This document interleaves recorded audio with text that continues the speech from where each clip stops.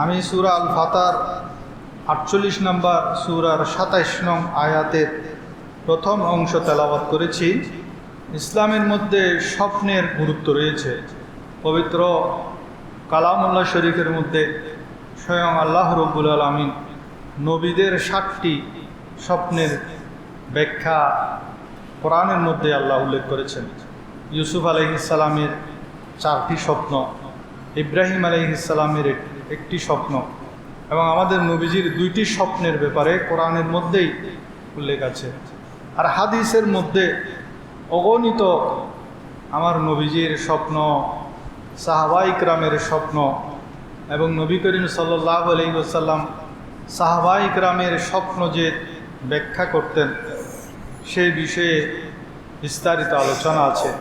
এবং আমার নবীও আমাদেরকে কোন স্বপ্নটা সত্য, কোনটা মিথ্যা, কোন স্বপ্নটা আমাদের জন্য কল্যাণকর, কোন স্বপ্ন দেখলে আমরা মানুষকে বলবো, কোন স্বপ্ন দেখলে আমরা মানুষকে বলবো না, এ ব্যাপারে পুঙ্খানুপুঙ্খ দিক নির্দেশনা দিয়েছেন। কখন আমরা স্বপ্ন মানুষকে বললে আমরা ক্ষতিগ্রস্ত হব, কখন আমরা আমাদের এই স্বপ্নটা ব্যাখ্যা চাইব, কার কাছে ব্যাখ্যা চাইব। আমার নবীজি ওনার জীবনে অনেক স্বপ্ন দেখেছেন। এমনকি আমরা হাদিস শরীফের মধ্যে দেখি নবী করিম সাল্লাল্লাহু আলাইহি ওয়াসাল্লাম অসংখ্যবার স্বপ্নের মাধ্যমে মেরাজে গেছেন। শুধু একবার সশরীরে মেরাজে গেছেন, বাকিগুলোতে আমার নবীজি স্বপ্নের মাধ্যমে মেরাজ করেছেন। স্বপ্নের মাধ্যমে কবর আযাব দেখেছেন, জাহান্নামে কার কি আযাব হবে সেটা আমার নবীকে স্বপ্নের মাধ্যমে দেখানো হয়েছে। এটা দীর্ঘ হাদিস। এমনকি আমার নবীজি ওনাকে এক ইহুদি জাদুটোনা করেছিল। ওই জাদুটোনা থেকে আল্লাহর প্যারা হাবিব সাল্লাল্লাহু আলাইহি ওয়াসাল্লাম কীভাবে উদ্ধার পাবে সেটাও আমার নবীজিকে স্বপ্নের মাধ্যমে দেখানো হয়েছিল। আমার নবীজির স্ত্রী আয়েশা সিদ্দিকা, ওনার শাদী মোবারকের পরে আয়েশা সিদ্দিকাকে আমার নবী বলেন, তোমাকে আল্লাহ রব্বুল আলামিন আমাকে 2বার স্বপ্নে দেখিয়েছে। একবার একজন লোক তোমাকে নিয়ে যাচ্ছেন রেশমি কাপড় দিয়ে ঢেকে। তা আমি জিজ্ঞেস করলাম এটা কে? তখন সেই লোক আমাকে বলল এটা হলো আপনার স্ত্রী। তখন আমি তার রেশমি কাপড়ের পর্দাটা যখন তুললাম দেখলাম সেখানে তুমি। আয়েশাকে বলছেন আমার নবী, সেখানে দেখলাম তুমি। তো স্বপ্নের মাধ্যমেই আমার নবীজিকে আয়েশা সিদ্দিকা যে আমার নবীর স্ত্রী হবেন সেটা আল্লাহ রাব্বুল আলামিন আমার নবীকে জানিয়েছেন। এমনকি আমার নবীর ইন্তেকালের পর এমনকি কিয়ামতের আগ পর্যন্ত মুমিনদের স্বপ্ন যে সত্য সেই ব্যাপারেও সুসংবাদ আছে।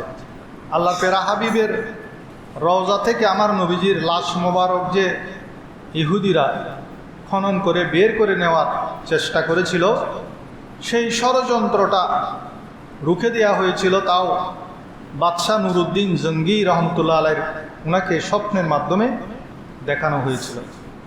আমাদের কোরবানির বিধান সেটাও এসেছে স্বপ্ন থেকে। এভাবে স্বপ্নের মাধ্যমে আমাদের অনেক কিছু স্বপ্নের সাথে, নবীদের স্বপ্নের সাথে ওতপ্রোতভাবে জড়িত। তা আমরাও যখন স্বপ্নে দেখব সেই সম্পর্কে আমাদের কি করণীয় সেটা আমাদের জানতে হবে। তা আজকে আমি চেষ্টা করব সংক্ষেপে সেই বিষয়ে আপনাদের সামনে আলোচনা করা। আমার নবীজি সাল্লাল্লাহু আলাইহি ওয়াসাল্লাম যখন নবুয়ত প্রাপ্ত হলেন, নবুয়ত পাওয়ার পর প্রথম 6 মাস আমার নবীর রাত্রে স্বপ্নে দেখতেন। রাত্রে যেটা স্বপ্নে দেখতেন দিনের মধ্যে হুবহু সেটা হয়ে যেত। 6 মাস আমার নবী নবুয়ত পাওয়ার পরে প্রথম 6 মাস প্রতিদিন রাত্রে তিনি যেটা স্বপ্নে দেখতেন দিনের বেলায় দেখতেন সেটা হুবহু সেটা হয়ে যেত। এমনকি স্বপ্নটা যে নবীদের উপর যখন আসে সেটা ওহীর অন্তর্ভুক্ত। সে ব্যাপারে কোরআনের সূরা সাফফাতের 102 নম্বর আয়াত প্রমাণ। এটা আমার নবীজি হাদিস শরীফের মধ্যেও বলেছেন। যদি ওহী না হতো তাহলে হযরত ইব্রাহিম আলাইহিস সালাম স্বপ্ন দেখে নিজের পুত্রকে জবে করতেন না। সূরা সাফফাতের মধ্যে বলেন, আল্লাহ তাআলা ইরশাদ করেন, ইয়া বুনাইয়া ইন্নী আরা ফিল মানাম আন্নী আযবাহুকা উনজুর মাযা তারা।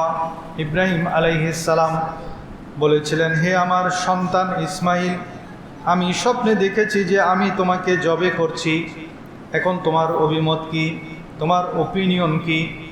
ইসমাইল আলাইহিস সালাম জবাব দিয়েছিলেন, ইসমাইলও উনিও একজন নবী, উনি জানেন ওনার বাবা একজন নবী, আর নবীদের স্বপ্নটা যে একটা ওহী, তিনি নবী হিসাবে ইসমাইল আলাইহিস সালামও জানেন। সেজন্য তিনি জবাব দিয়েছিলেন কি, ক্বালা ইয়া আবাতি ফাআল মা তু'মারু সাতাজিদুনি ইনশাআল্লাহু মিনাস সাবিরিন। বাবা, আপনি স্বপ্নে যা দেখেছেন আপনি সেটাই করেন, আপনি আমাকে ধৈর্যশীলদের অন্তর্ভুক্ত পাবেন। সুবহানাল্লাহ। তাহলে এই আয়াত থেকে আমরা সুস্পষ্ট বুঝতে পারি, স্বপ্নটা যখন নবীদের উপর আসে তখন সেটা ওহী। আমার নবী করিম সাল্লাল্লাহু আলাইহি ওয়াসাল্লামও স্বপ্নের মাধ্যমে মক্কা বিজয়ের সুসংবাদ পেয়েছিলেন। মক্কা শরীফের মধ্যে, মক্কার মধ্যে যে মদিনায় হিজরত করার পর আমার নবীজি স্বপ্নে দেখেন তিনি মক্কা শরীফের মধ্যে নিরাপদে প্রবেশ করছেন, সেখানে কাবা ঘরের মধ্যে প্রবেশ করছেন, তাওয়াফ করছেন। সেই স্বপ্ন দেখেই আল্লাহর প্যারা হাবিব সাল্লাল্লাহু আলাইহি ওয়াসাল্লাম 1400 সাহাবী নিয়ে মক্কার উদ্দেশ্যে রওনা হলেন উমরা করার জন্য। সকলকে বললেন যে আমরা উমরা করব। সবাই প্রস্তুতি নিয়ে উমরার জন্য বের হয়ে গেলেন। কত বড় রিস্ক! এই মক্কাবাসীদের সাথেই তো বদর, উহুদ যুদ্ধ সংঘটিত হয়েছে। সে মক্কার মধ্যে মাত্র 1400 জন সাহাবী নিয়ে আমার নবীজি স্বপ্নের উপর ভিত্তি করে রওনা হয়ে গেলেন। সেই বছর আর হজ হলো না, তারা বাধা প্রদান করলো। হুদায়বিয়ার সন্ধি হলো, নবীজি সেখান থেকে হুদায়বিয়ার সন্ধি স্বাক্ষর করে ফেরত চলে এলেন। তখন সেখানে তো অনেক মুনাফিক ছিল। মুনাফিকরা বলল, উনি বলেছেন ওমরা করবেন, এখন ওমরা না করে ফেরত যাচ্ছেন। তখন আল্লাহ রাব্বুল আলামিন এই আয়াত নাজিল করেন, লাকাদ সাদাকাল্লাহু রাসূলাহুর রুইয়া বিল হক। আল্লাহ তাআলা আপনার স্বপ্নকে হে নবী অবশ্যই সত্যায়ন করবেন। আমার নবী যে স্বপ্নে দেখেছেন মক্কার মধ্যে গিয়েছেন, কাবা ঘরে প্রবেশ করছেন, নিরাপদে তিনি কাবা ঘর তাওয়াফ করছেন, সেটা আমার নবী স্বপ্নে দেখেছিল। কারণ মুনাফিকরা আমার নবী যে স্বপ্নের উপর ভিত্তি করে যে তিনি সেই বছরই উমরা করার জন্য চলে গিয়েছিলেন, সেটার ব্যাপারে কানাঘুষা যখন করছেন, তখন আল্লাহ সাথে সাথে আয়াত নাজিল করে দিলেন। আল্লাহ তাআলা বলছেন, আল্লাহ রাব্বুল আলামিন, হে নবী আপনি যে স্বপ্ন দেখেছেন যেটা, সেটাকে অবশ্যই বাস্তবায়ন করবেন, সত্যায়ন করবেন, এবং অচিরেই ইনশাআল্লাহ বলেছেন। আল্লাহ নিজের মাশিয়তের কথা নিজেই বলছেন, লাতাদখুলুল মসজিদাল হারাম, এবং আপনি মসজিদে হারামের মধ্যে উমরা করার জন্য প্রবেশ করবেন। লাতাদখুলুল মসজিদাল হারামা ইনশাআল্লাহু আমিনিন, নিরাপত্তার সাথে বাধা বিঘ্ন ছাড়া প্রবেশ করবেন। তা আমার নবীর স্বপ্ন যে, সেটাও যে ওহী, এই কোরআনের আয়াত থেকে তার প্রমাণ আমরা পাই।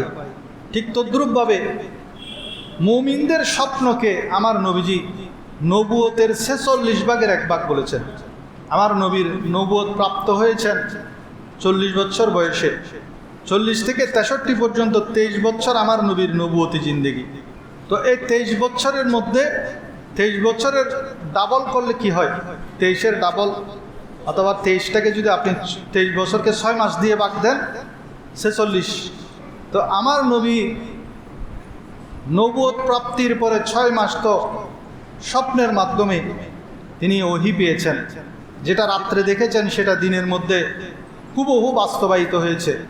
তো সেই 6 মাসকে আমার নবীর 23 বছরের নবুয়তি জিন্দেগি দিয়ে ভাগ করে আমার নবীজি বলছেন, মুমিন বান্দারা যখন স্বপ্নে দেখবে, সেই স্বপ্নটা হলো নবুয়তের 46 ভাগের 1 ভাগ। সহিহ বুখারী শরীফের মধ্যে হাদিস উল্লেখ আছে।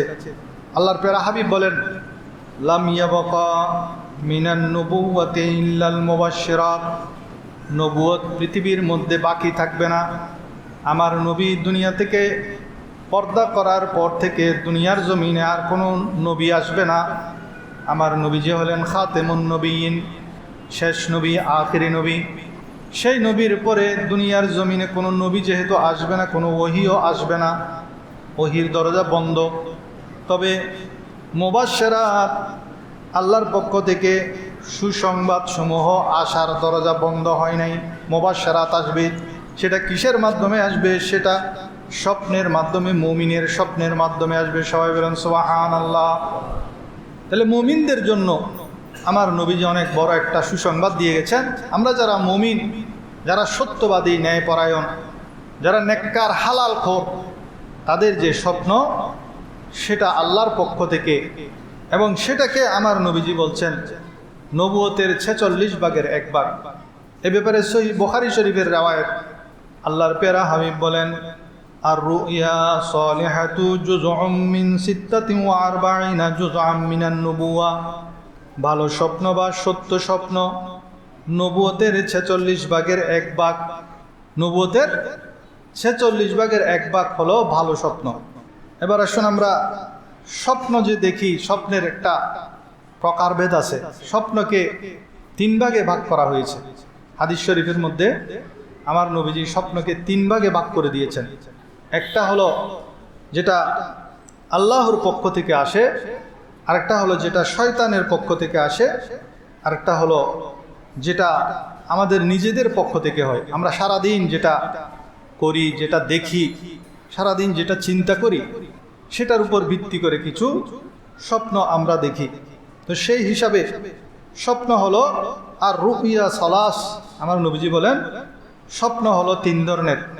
একটা হলো ভালো স্বপ্ন, রুইয়ায়ে সালেহা, ভালো স্বপ্ন যেটা আল্লাহর পক্ষ থেকে হয়।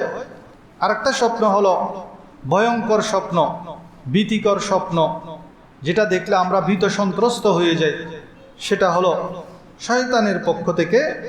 আরেকটা হলো আমাদের ব্যক্তিগত, আমাদের নফসানিয়তের পক্ষ থেকে, আমরা যেটা সারাদিন করি বা দেখি, সেটাই আমরা স্বপ্নের মাধ্যমে দেখতে পাই। তাহলে এক কথায় স্বপ্ন হলো 3 প্রকার। একটা হলো রহমানি, আল্লাহর পক্ষ থেকে। দ্বিতীয় হলো শয়তানি, শয়তানের পক্ষ থেকে। তৃতীয় হলো নফসানি, নিজের পক্ষ থেকে। তো ভালো স্বপ্ন দেখলে আমাদের করণীয় কি, এ ব্যাপারেও সুস্পষ্ট দিক নির্দেশনা রয়েছে। আল্লাহর পেরা হাবিব সাল্লাল্লাহু আলাইহি ওয়াসাল্লাম ইরশাদ করেন, এটাও সহিহ বুখারীর হাদিস, ইজা রাআ আহাদুকুম রুয়া ইউহিব্বুহা ফাইন্নামা হিয়া মিনাল্লাহ। তোমাদের কেউ যখন কোনো স্বপ্ন দেখে এবং সেটা দেখে সে আনন্দিত হয়, ভালো লাগে। অনেক স্বপ্ন আছে দেখলে ভালো লাগে, সেরকম আমরা প্রায় সময় দেখি খুব ভালো ভালো স্বপ্ন। অনেকে দেখেন যে হজে যাচ্ছেন, অনেকে দেখেন আজান দিচ্ছেন, অনেকে দেখেন নামাজ পড়ছেন, মা বাবার খেদমত করছেন। এই ধরনের খুব ভালো ভালো কিছু স্বপ্ন দেখে, যা দেখে মানুষ আনন্দিত হয়, উৎফুল্ল হয়। নিঃসন্দেহে আমার নবী বলেন সেগুলো হলো আল্লাহর পক্ষ থেকে। যে ভালো স্বপ্নগুলো আমরা দেখি সেটা কার পক্ষ থেকে? আল্লাহর পক্ষ থেকে। এটার অর্থ আছে, সেটার ব্যাখ্যাও আছে। ভালো স্বপ্নের ভালো ব্যাখ্যা আছে, ভালো অর্থ আছে। এবং সে যখন এই স্বপ্ন দেখবে, ভালো স্বপ্নটা দেখবে, তখন সে মানুষের কাছে সে ভালো স্বপ্নটা কি করতে পারবে? প্রচার করতে পারবে, বলতে পারবে বিনা দ্বিধায়। তবে হিংসুককে বলা যাবে না। অনেক আপনাকে হিংসা করে, আপনি একটা ভালো স্বপ্ন দেখলেন, আপনি স্বপ্নে আমার নবীজিকে দেখলেন, হিংসুককে বলতে নিষেধ করেছেন। এটাও কোরআনী শিক্ষা। হিংসুককে কেন বলা যাবে না সেটা আমি বলছি। তাহলে ভালো স্বপ্ন দেখলে আমাদের প্রথম কাজ হলো আমরা দেখার পরে আল্লাহর প্রশংসা করব, আলহামদুলিল্লাহ বলবো। দ্বিতীয় কাজ হলো চাইলে আমরা সেই স্বপ্নটা আমরা আমাদের প্রিয়জনদের কাছে বলতে পারবো, প্রচার করতে পারবো। তৃতীয় কাজ হলো এমন ব্যক্তির কাছে আমরা এই স্বপ্ন বলবো না যারা আমাদের শুভাকাঙ্ক্ষী নয়, যারা আমাদেরকে হিংসা করে, তাদেরকে আমরা ভালো স্বপ্ন বলবো না। ভালো স্বপ্ন দেখতে আমাদের কি করতে হবে? কারা ভালো স্বপ্ন দেখে? ভালো স্বপ্ন দেখার জন্য 1 নম্বর শর্ত হলো সে সত্যবাদী হতে হবে। সত্য স্বপ্ন দেখতে হলে সত্যবাদী হতে হবে।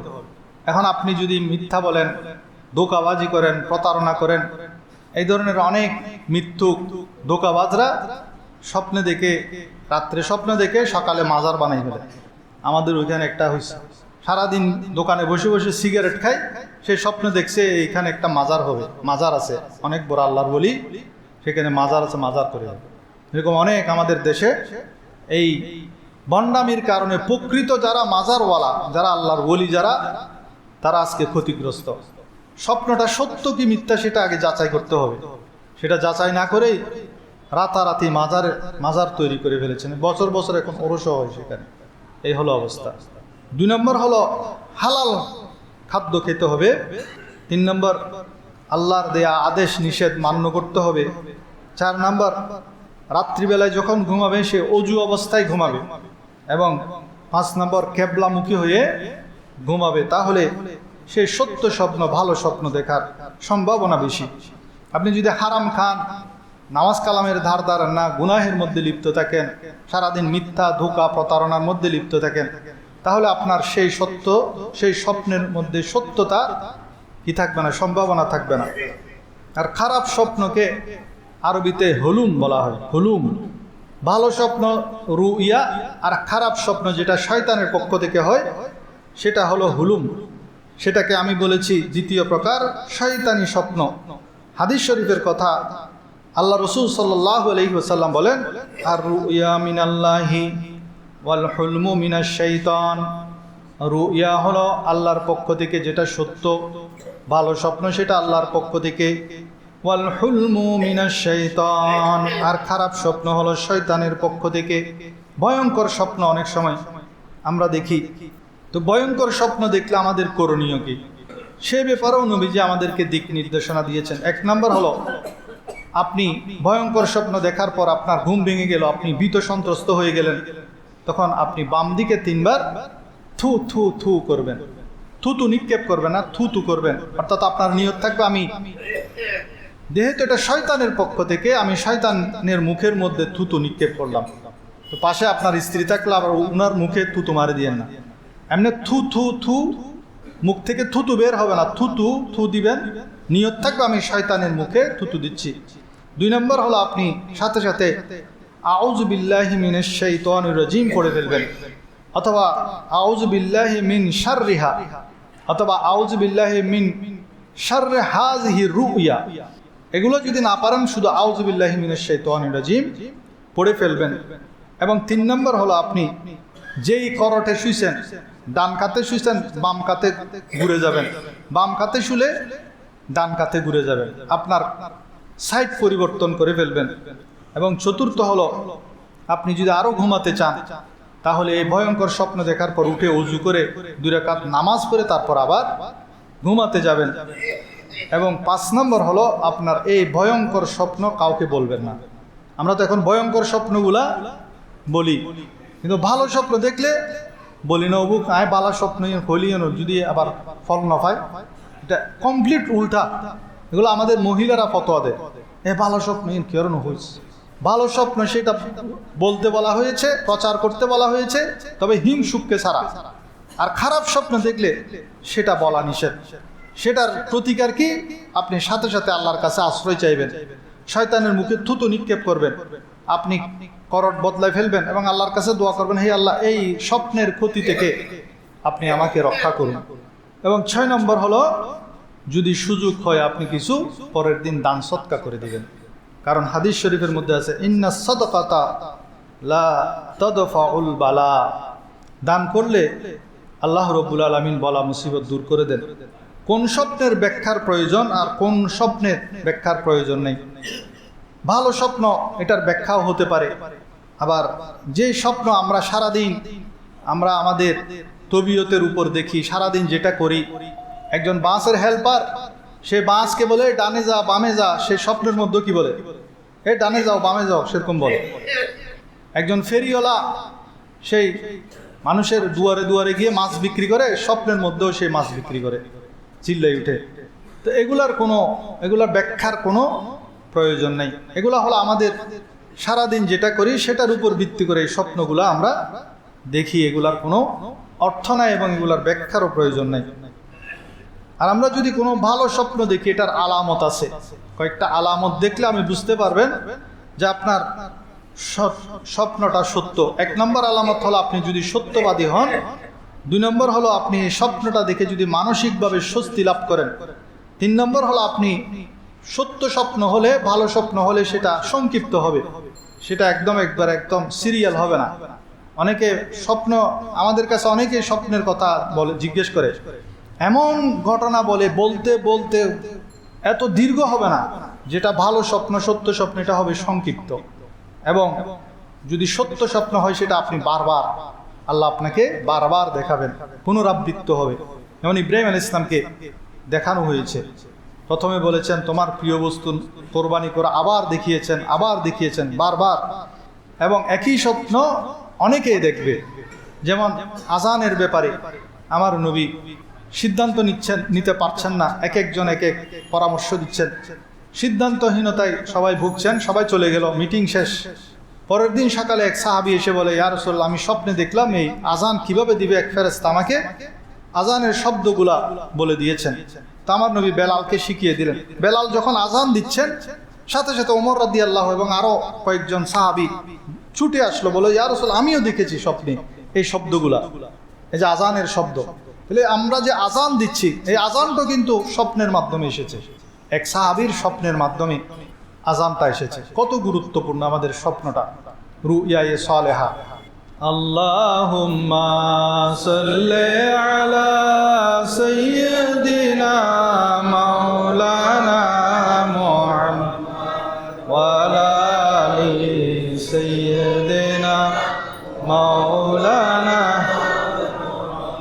এবং স্বপ্ন সত্য হওয়ার আরেকটা শর্ত হলো সেটা শেষ রাতে হয়। শেষ রাতে যেটা দেখা হয় সেটা বেশি সত্য হয়।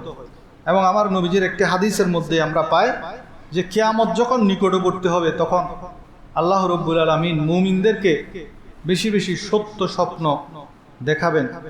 ইজা তাকারাবাজ জামান ওয়ালাম তাকাদ রুয়াল মুমিনি তাকজিব। কিয়ামতের সময় যখন ঘনিয়ে আসবে, কাছাকাছি আসবে, মুমিন বা বিশ্বাসীদের স্বপ্ন ঠিক তত সঠিক হতে থাকবে। মুমিনদের স্বপ্ন তখন সবচেয়ে বেশি সত্য হবে কিয়ামতের আগ মুহূর্তে। স্বপ্নের ব্যাপারে ইসলামিক দিক নির্দেশনা, 1 নম্বর দিক নির্দেশনা হলো হিংসুককে স্বপ্ন না বলা। সেটার শিক্ষা আমরা একজন জলিলুল কদর পয়গাম্বর ইয়াকুব আলাইহিস সালাম থেকে পাই। ইউসুফ আলাইহিস সালাম যখন স্বপ্নে দেখলেন, আলা বাবাকে বলছেন যে আমাকে 11টা তারকা, চন্দ্র, সূর্য সিজদা করছেন। তখন ইয়াকুব আলাইহিস সালাম নিজের সন্তানের যে উনি যে নবুয়ত প্রাপ্ত হবেন, উনি যে উচ্চ মর্যাদা লাভ করবেন সেটা বুঝতে পেরেছেন এই স্বপ্নের মাধ্যমে। তখন তিনি সন্তানকে বলেন, ক্বালা ইয়া বুনাইয়া লা তাকসুস রুয়াকা আলা ইখওয়াতিক ফায়াকিদু লাকা কাইদা। খবরদার, সাবধান। ইয়াকুব আলাইহিস সালাম ইউসুফ আলাইহিস সালামকে বলছেন, সাবধান, এই স্বপ্নের কথা তুমি তোমার ভাইদেরকে এই স্বপ্নের কথা বলবে না। কারণ কি? কারণ তারা তোমাকে হিংসা করে, তারা ষড়যন্ত্র করতে পারে। সেজন্য ভালো কোনো স্বপ্ন যদি দেখেন, যেমন ইউসুফ আলাইহিস সালাম দেখেছেন উনাকে চন্দ্র, সূর্য এবং 11টি নক্ষত্র সিজদা করছেন, সম্মান করছেন, তাজিমি সিজদা। অনেকে আবার এই সিজদার আয়াত দিয়ে কবরের মধ্যে সিজদাকে জায়েজ প্রমাণ করতে চায়। এটা স্বপ্নে দেখেছেন, সেই স্বপ্ন সত্য হয়েছে, বাস্তবায়িত হয়েছে। তাদের শরীয়ত একটা, আমাদের শরীয়ত আরেকটা। সেই শরীয়তে তখনকার জন্য সেটা জায়েজ ছিল, কিন্তু এখন সেটার উপর ভিত্তি করে আমরা যদি বলি না মাজারের মধ্যে গিয়ে সিজদা করো, এটা হারাম। মাজারে গিয়ে সিজদা করা কি? হারাম। আল্লাহ আমাদেরকে বাঁচিয়ে রাখুক, সবাই বলেন আমিন। তো আমরা যখন এরকম ভালো স্বপ্ন দেখব, আমরা কি করব? যদি আমরা এটার অর্থ বুঝতে না পারি, তাহলে আমরা বিজ্ঞ আলেমের শরণাপন্ন হব। যারা ভালো ব্যাখ্যা দিতে পারেন তাদেরকে বলবো, ভালো ব্যাখ্যা নেওয়ার চেষ্টা করব। অথবা এমন কাউকে বলবো যারা আমার হিতাকাঙ্ক্ষী, যে একটা ভালো ব্যাখ্যা দিবে। কারণ স্বপ্নের ব্যাখ্যা যেরকম করা হয়, ফলাফলও সেরকম হয়ে যায়। যেমন স্বপ্নের ব্যাখ্যাকারীর মধ্যে তাবিঈদের মধ্যে একজন প্রসিদ্ধ হলেন ইমাম ইবনে সিরিন রাহমাতুল্লাহ আলাইহি। উনি দরস দিচ্ছেন একসময় উনি ছিলেন না, একজন লোক এসে বলে যে আমি হুজুরের কাছে আসছি একটা স্বপ্ন নিয়ে। তখন ছাত্ররা বলে হুজুর তো একটু হাজত সারতে গেছে, আপনি কী স্বপ্নে দেখেছেন? তখন তিনি ছাত্রদের সামনে বলে দিলেন যে আমি স্বপ্নে দেখেছি আমার ছেলে সাগরের লবণাক্ত পানি খাচ্ছে, বেশি বেশি সাগরের পানি পান করছে। তখন একজন বলে ফেললো যে আপনার সন্তান তো এই যে অনুপযুক্ত পানি, লবণাক্ত পানি যেটা খেলে মানুষ বাঁচে না, আপনার ছেলে তো মারা যাবে। ব্যাখ্যা করে ফেলছে। কিছুক্ষণ পরে ইমাম ইবনে সিরিন যখন আসলেন, উনি জিজ্ঞেস করলেন বলে আপনি কেন আসছেন? বলে যে আমি এইরকম একটা স্বপ্ন দেখেছি, আমার ছেলে সাগরের পানি খাচ্ছে, আপনার ছাত্র তো এটার ব্যাখ্যা করে দিয়েছে আমার ছেলে নাকি মারা যাবে। তখন ইমাম ইবনে সিরিন রহমতুল্লাহ আলাই আমার নবীজির হাদিসের আলোকে তাদেরকে বুঝালেন যে যেরকম ব্যাখ্যা করা হয় ফলাফল সেরকম হয়ে যায়। সেজন্য এমন কাউকে স্বপ্নটা বলতে হবে যিনি ভালো ব্যাখ্যা দিতে পারবেন। আর আপনাকে যদি আপনার কোনো আপনজন কোনো একটা স্বপ্নের কথা বলে আপনি ব্যাখ্যা দিতে না পারলে চুপ হয়ে থাকবেন, কারণ আপনি যেটাই ব্যাখ্যা দিবেন ফলাফল সেরকমই হয়ে যায় অনেক সময়। তো ইমাম ইবনে সিরিন বলে তুমি তো খুব খারাপ একটা ব্যাখ্যা করেছো, এটার ব্যাখ্যা কিন্তু আমি করতাম, তার সন্তানটা অনেক বড় বিজ্ঞ আলেম হবে এবং সাগর সেচে সে মণিমুক্তা যেমন বের করে সেরকম সেখান থেকে সে জ্ঞান আহরণ করে বের করবে। সেরকম আম্মাজান আয়েশা সিদ্দিকা একটা ভুল ব্যাখ্যা করে ফেলেছিলেন। এক মহিলা প্রত্যেক বছর তার গর্ভের মধ্যে সন্তান হলে একটা স্বপ্নে দেখতো যে তার ঘরের খুঁটিটা ভেঙে গেছে। তখন সে আমার নবীর কাছে আসতো, নবী করিম সাল্লাল্লাহু আলাইহি ওয়াসাল্লাম তাকে ব্যাখ্যা করতো যে তোমার স্বামী বিদেশের মধ্যে সফরে গেছেন, সেখান থেকে সহি সালামতে ফেরত আসবে এবং তোমার একজন নেক সন্তান হবে। কিন্তু আয়েশা একদিন আমার নবীজি ছিলেন না, আয়েশা সিদ্দিকা ছিলেন। আয়েশা সিদ্দিকা ব্যাখ্যা করেছেন তোমার ঘরের খুঁটি ভেঙে যাওয়া মানে তোমার স্বামী মারা যাবে, আর তোমার গর্ভের যে সন্তান সে একজন খুব বদকার সন্তান হবে। তো ওই মহিলা চলে গেছেন কেঁদে কেঁদে। আমার নবীজি যখন আসছেন আয়েশা সিদ্দিকা ঘটনা বললেন, তখন আমার নবীজি আয়েশা সিদ্দিকাকে বলেন হে আয়েশা তুমি কি করলে? সে পর্যন্ত আমার কাছে 6 বার এসেছে, প্রত্যেকবার সে একই স্বপ্ন দেখে আমার কাছে আসতো, তার গর্ভের মধ্যে বাচ্চা থাকতো, আমি তার স্বপ্নের ব্যাখ্যা করতাম, তার স্বামী সহি সালামতে ফিরত আসবে এবং তার ঘরে একজন নেককার সন্তান হবে। কিন্তু তুমি তো উল্টা ব্যাখ্যা করেছ, তুমি যেটা ব্যাখ্যা করেছো সেটা ঠিক আছে, কিন্তু তোমার ব্যাখ্যার কারণে এবার ঠিকই তার স্বামী মারা যাবে এবং তার গর্ভের সন্তানটি একজন নাফরমান হবে।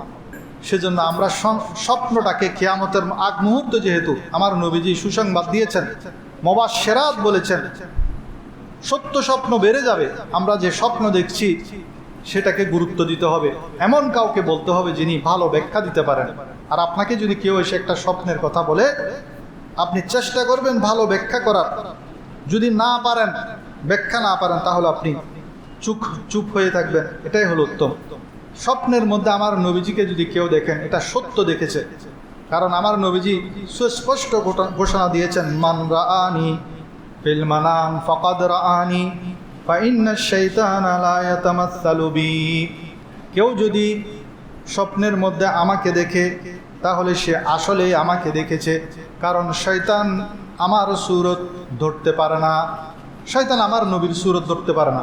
সেজন্য আপনারা কেউ সৌভাগ্যবান যদি থাকেন, আমার নবীজিকে যদি স্বপ্নে দেখেছেন তাহলে বলতে পারেন এটা ভালো স্বপ্ন, এটা মানুষকে বলবেন। এটা নয় আবার সেটা দিয়ে আপনি বহুতাবাজি করবেন যে আমি অনেক পীর হয়ে গেছি, বুজুর্গ হয়ে গেছি, আমার নবীকে স্বপ্ন দেখেছি। একজন আসি স্বপ্ন দেখে এক বুজুর্গের কাছে আসি বলো আমি নবীকে স্বপ্ন দেখেছি। তো বুজুর্গ জিজ্ঞেস করে কীরকম দেখেছ? সে বলে আমি দেখছি নবীজি একদম ক্লিন শেপ। বলছে তুমি শয়তান দেখেছ, আমার নবীকে কেউ ক্লিন শেপ দেখবে না। আমার নবীকে ক্লিন শেপ নাকি? আমার নবীজি সেই সুরতে দেখবে যেই সুরতের কথা হাদিস শরীফের মধ্যে পুঙ্খানুপুঙ্খভাবে বর্ণনা করা হয়েছে, সেই সুরতে আমার নবীকে স্বপ্নে দেখা হবে। অনেক সৌভাগ্যবান আছে, আমরা তখন শুনতাম, এখন খুব কমে গেছে। তখন শুনতাম, প্রায় শুনতাম অমুক আল্লাহর নবীকে স্বপ্নে দেখেছেন। দরুদ শরীফ বেশি বেশি পড়েন, ইনশাল্লাহ আল্লাহর নবীকে স্বপ্নে দেখতে পারবেন। যুগে যুগে স্বপ্নের ব্যাখ্যা যারা করেছেন তাদের মধ্যে নবীদের মধ্যে সবচেয়ে ভালো ব্যাখ্যা করতেন হযরত ইউসুফ আলাইহিস সালাম।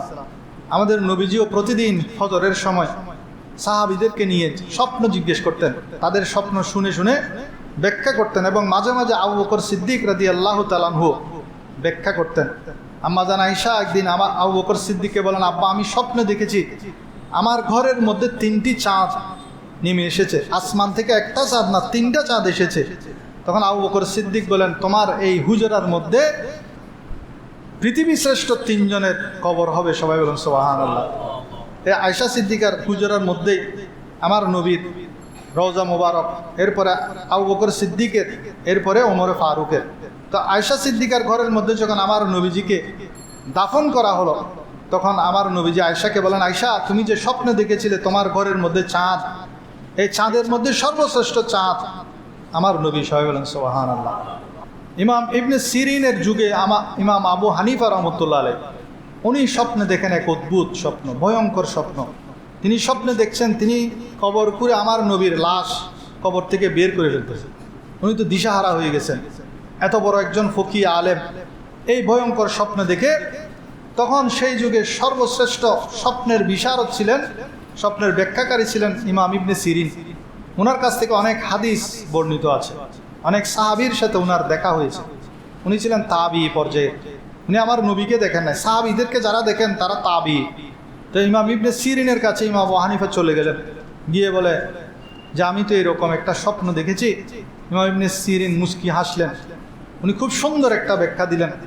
তিনি বললেন, আপনি আমার নবীর সুন্নতকে দুনিয়ার জমিনের মধ্যে জিন্দা করবেন। সবাই বলেন সুবহানাল্লাহ। তো সেজন্য আমরা যখনই স্বপ্ন দেখব সেটাকে আমরা অবহেলা করব না, সেটা এমন কাউকে বলবো যারা ভালো ব্যাখ্যা করতে পারেন। কেউ যদি স্বপ্নের মধ্যে রশি দেখে, রশির ব্যাপারে কোরআনের একটা আয়াত আছে, ওয়াতাসিমু বিহাবিলিল্লাহি জামিআ, তোমরা আল্লাহর রজ্জুকে শক্তভাবে ধরো। তো রশি দেখার অর্থটা ভালো। কেউ যদি কাক দেখে, কাককে আমার নবীজি ফাসেক বলেছেন, সেজন্য কাক দেখাটা স্বপ্নের মধ্যে এটা নেগেটিভ অর্থে ব্যবহৃত হয়। কেউ যদি পোশাক দেখে, যার পোশাক যত লম্বা তার তাকওয়া তত বেশি। সেরকম বুখারী শরীফের একটা হাদিসের মধ্যে আছে, আমার নবীজি স্বপ্নে দেখলেন কারো পোশাক নাভি পর্যন্ত, কারো পোশাক হাঁটু পর্যন্ত, এবং ওমর রাদিয়াল্লাহু তাআলা আনহুর পোশাক দেখলেন একদম টাকনুর নিচে অনেক লম্বা। এই স্বপ্নটা যখন বললেন সাহাবায়ে কিরাম আমার নবীকে এর ব্যাখ্যা জিজ্ঞেস করলেন, তখন আমার নবীজি বলছেন এটা পোশাক যার যত লম্বা তার তাকওয়া তত বেশি। তা আমার স্বপ্নের ব্যাখ্যা হলো ওমর রাদিয়াল্লাহু তাআলা আনহুর তাকওয়া বেশি। সেজন্য পোশাক যত লম্বা হবে, যত ঢিলা ডালা হবে, সেটা হলো তাকওয়ার পরিচয়। স্বপ্নের মধ্যে যদি কেউ দুধ খেতে দেখে তাহলে জ্ঞান অর্জিত হবে। স্বপ্নের মধ্যে যদি কেউ আজান দেখে তাহলে তার হজ নসিব হবে। স্বপ্নের মধ্যে কেউ যদি শস্য ক্ষেত দেখে সেটা স্ত্রীকে বোঝানো হয়, কারণ কোরআনের সূরা বাকারায় 223 নম্বর আয়াতে স্ত্রীকে শস্য ক্ষেতের সাথে নিসাউকুম হারসুল লাকুম বলা হয়েছে।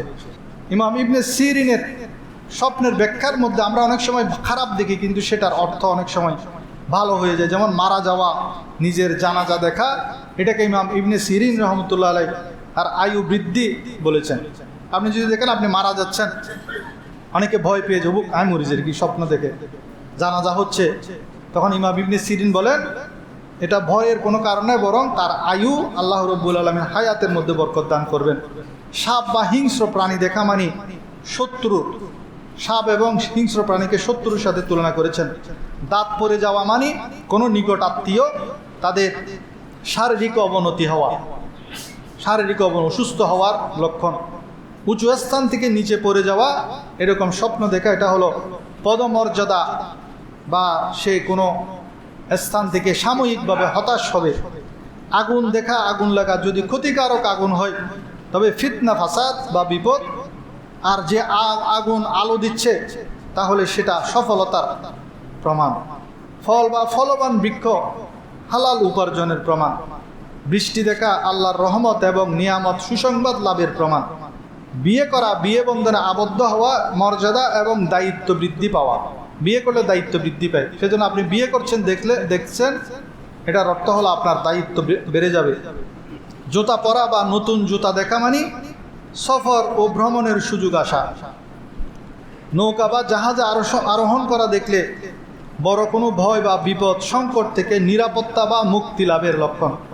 কারণ ঝড় তুফান থেকে নূহ আলাইহিস সালামের কিস্তির মাধ্যমে হযরত নূহ আলাইহিস সালামের যেই মুমিন উম্মতরা ছিল তারা এই ঝড় তুফান থেকে তারা মুক্তি পেয়েছেন। এভাবে আরও অনেক সুন্দর সুন্দর স্বপ্নের ব্যাখ্যা, ইমাম ইবনে সিরিনের স্বপ্নের ব্যাখ্যা, তা আরবি ছিল, আরবি থেকে বাংলাও আছে, আপনারা সেটা সংগ্রহ করবেন। স্বপ্ন দেখেই সেটার জন্য ব্যাখ্যার জন্য দৌড়বেন না। আপনি সারাদিন তরকারি বেছেন, স্বপ্নের মধ্যে তরকারি দেখলে সেটার কী অর্থ হবে? অর্থবোধক স্বপ্ন হতে হবে। ভালো স্বপ্ন হলে তাহলে সেটা আপনি ব্যাখ্যা জানতে চাইবেন, এমন কারো কাছে জানতে চাইবেন যিনি ভালো ব্যাখ্যা করতে পারেন। আল্লাহ রব্বুল আলামিন আমাদেরকে যা কিছু শুনলাম বুঝার এবং আমল করার তৌফিক দান করুন, আমিন। যারা সুন্নত করেন সুন্নত করেন।